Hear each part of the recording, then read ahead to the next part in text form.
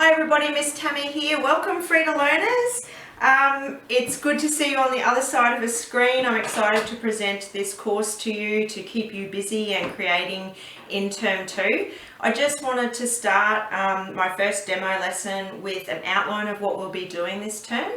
And then each week what I'll do is I'll create a little demo that you can follow along with, just that will present the topic. If there's any techniques in there that I need to show you specifically, I'll demonstrate those as well. And then we'll jump into our 1 hour Zoom where we can go through and discuss how to complete the major artwork for that week. For week number 1, we've got perspective. You did a little bit of this with your architecture series with Renee last year, so perspective can be a little bit tricky. So I wanted to introduce that to you over 2 lessons. So we're going to do 1 point perspective today, nice, quick and easy. And then next week we're going to do perspective in nature, which is where we have a look at doing some landscapes with charcoal or pencil or whatever you want to use, and how perspective impacts that. Then we're moving on to painting reflections. It might sound simple to be able to paint reflections, but there are loads of different reflections and there's lots of different ways to show those in your artwork. So I want to show you how to do that. We're going to do some steampunk insects. So steampunk is an art genre that actually includes fashion, movies, literature and art. So it's quite an interesting genre to have a look at. So we're going to create some insects around that. We're going to be looking at silhouettes, the power of silhouettes, how to create silhouettes and how striking they are against coloured backgrounds. So we'll be doing that just as a fun activity. We're going to learn how to draw eyes. So eyes can be a bit tricky, so you're going to hopefully find some mirrors at home that you can sit in front of, and I'll give you some references to have a look at, and we're going to go step by step through how to draw eyes.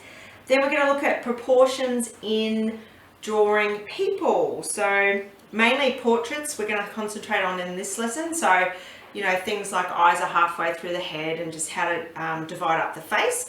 And so we'll be doing that lesson just as a technique. We're going to have a look at tone. I go on and on and on about tone. It's really important. It's very simple to learn, but it's not used properly in a lot of drawing. So I just want to make sure you've mastered that technique as well.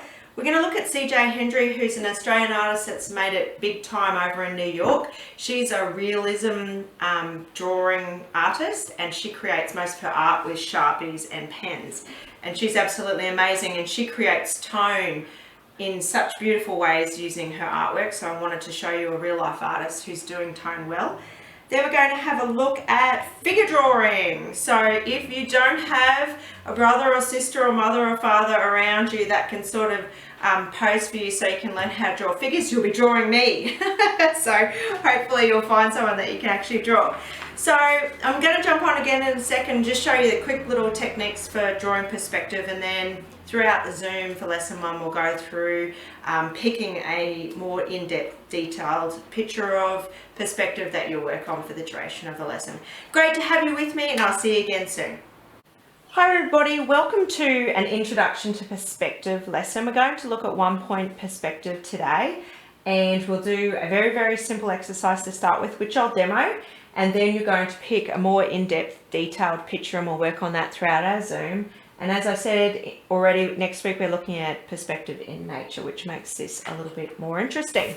So the first thing you're going to do for me, now you can do this as I'm demoing it, or you can wait till the Zoom's over and have a crack at it if you get a bit lost. I have included the instructions in the email to your folks, so you should have that as well. But when we're looking at perspective, the most important line is what we call a horizon line. So as I've said to you before, in landscapes that normally would separate water from sky, but sometimes it can actually just separate beach from mountains, or you know, it can be a multiple different makeups of things. But the easiest way to think of it is, as you're looking out, the furthest line that you can see where the sun's setting would be your horizon line. So you're going to draw a line across a piece of paper for me.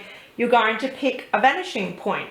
So you can pick that, and you can do this multiple times, this activity, anywhere you like along that line. So you're just going to put a big dot there for me. And then what you're going to do is you're going to draw 2 perspective lines. I create an arc. It does not really matter how wide or narrow your arc is. We're not in a maths lesson today. We're just having a look at how to draw those across. Then we're going to draw 2 connecting lines. So these are going to be completely parallel and straight. So these are vertical lines. If you haven't drawn your perspective lines long enough, you can make them a bit wider. I might do that just so you can see. Okay, so then on page 2 of your instructions, you're then going to draw the form of the front of the perspective object. So this is going to be a house. So we're going to just make these lines join straight along from here and here, which are parallel to the horizon line. So these are all in line together. You can see that. Then we're going to join it up. Okay, and then there's keeping our ruler. The reason that we use these lines is we keep our ruler on that perspective line, and you're going to take your arc up even further for the roof line. Okay, so what you're going to do there is just put another line further up. Now, the higher you arc this line, the more triangulated your roof line is. So it doesn't really matter. You'll understand what I'm saying in a second. So just going to take that line out, so don't confuse you, because that was just one of my perspective lines. So then what you're going to do is you're going to find halfway through here roughly. Okay, so I'm going to think it's about there. And you'll create your pitched roof. Oh, nearly ran off my piece of paper. And you'll join it on one end of your rooftop. And then what you're going to do over here is you're going to draw the other line in here. So you're going to finish the rooftop off. And there's one more line that we need, which is going to be the back of the barn. Now what you basically want to do is you want to keep that perspective line from here, and you want to bring it across and join it up there. So basically now we can start to rub out some other lines. So we've got the horizon line running through the middle of our house or barn or whatever you want to call it. So get rid of that. Get rid of that line. So now all you should have left are your original perspective lines, and you can do this exercise in any direction you like.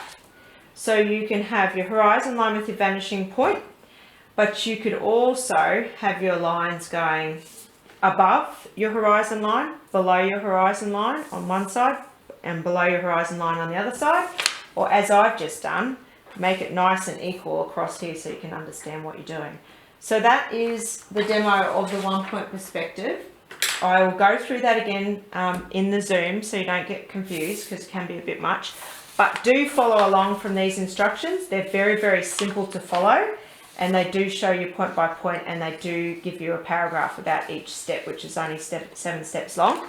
Throughout the actual lesson then, you're going to pick one of my demonstrations. So you've got a city, you've got a railway track, another railway track, and you've got the typical room.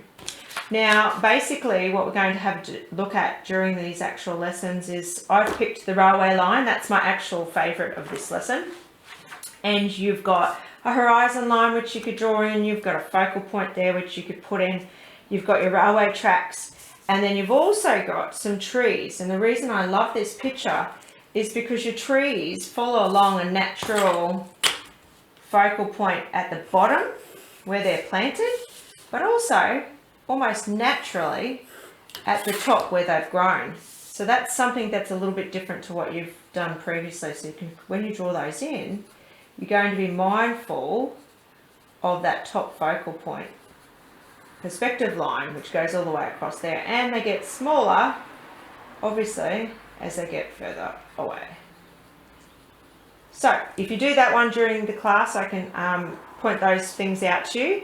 You've also got in this railway line section, you've got some power lines which are doing exactly the same thing. So they have a perspective line at the bottom where the power lines join the dirt, and then they've got perspective lines that are followed up through the power lines as well, which make that an interesting one to do. The room's quite good as well. I kind of like doing the room because Ben Go's done some beautiful artwork around paintings in rooms. Okay, so as I was saying, this last one here, if you do decide to do it, make sure you've had your Weet-Bix. You may not finish that throughout the Zoom. It's quite a technical and complicated one, but you could obviously work on that after our meeting as well. Lastly, I have included a handout on the email about 2-point perspective. So that's where we have 2 focal points on the horizon line. And when we start to get into architecture and engineering and design, that's when 2-point perspective becomes important. It's a little trickier, so that's why I haven't addressed it today, but I have included the handout in case you want to give that a go another time. Okay, so let's get drawing and I'll see you soon.